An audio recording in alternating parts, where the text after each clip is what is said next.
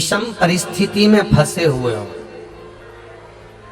और ऐसा लग रहा है कि हम बहुत बड़ी समस्या में उलझे हुए हैं और इससे निकल नहीं रहे, या बहुत बड़ा काम है हमारा, हो नहीं रहा, चाहे प्रशासनिक हो चाहे अन्य कोई चीज का हो, कुछ मत करना। एकांत के शिव मंदिर में जाइए।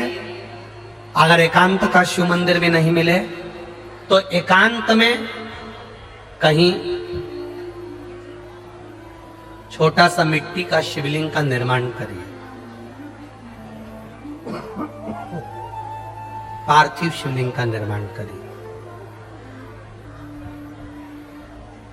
पर करना एकांत में, घर के बाहर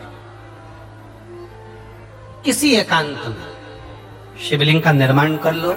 या तो एकांतेश्वर महादेव पर चले जाओ, कोई एकांत में शिव मंदिर हो वहां, या कहीं एक पार्थिव शिवलिंग का निर्माण कर लो, छोटा सा।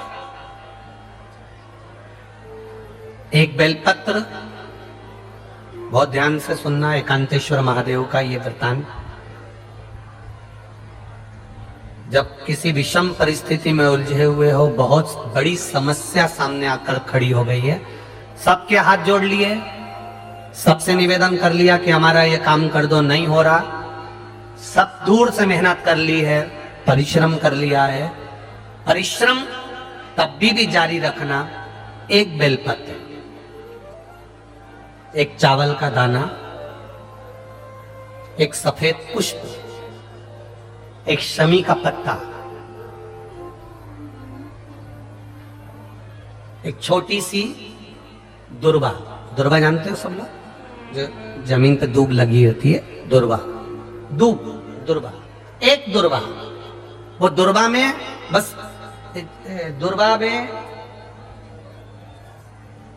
वो जो दुर्वा होती है, कोई कोई दुर्वा एक डंडी की होती है। दुर्वा में बस इतना ध्यान रखना कि दुर्वा एक रहे और उसमें से दो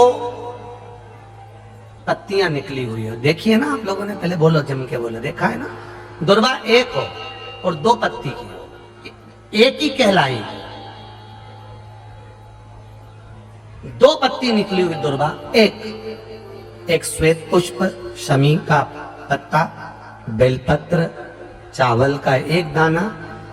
एकांत में कोई शिव मंदिर हो, अगर मंदिर ना हो तो एक छोटा सा पार्थिव शिवलिंग का निर्माण किसी पेड़ के नीचे एकांत में जाकर पूजन कर कर, आराधना कर कर, घी का दीप लगाकर एक एक सामग्री शिव जी पर अपने मन की कामना कर कर समर्पित करना प्रारंभ कर दीजिए।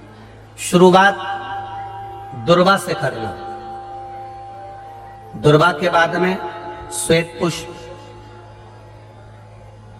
शमी का पत्ता, चावल का दाना और बेलपत्री सबसे आखिरी में बाबा को समर्पित कर कर, हृदय से प्रार्थना कर कर, बाबा से निवेदन कर कर, दीप अगर मंदिर में कर रहे हो तो दीप ठंडा होने का इंतजार मत करना। अगर पेड़ के नीचे एकांत में शिवलिंग का निर्माण कर कर पूजन कर रहे हो तो दीप ठंडे होने का इंतजार करना।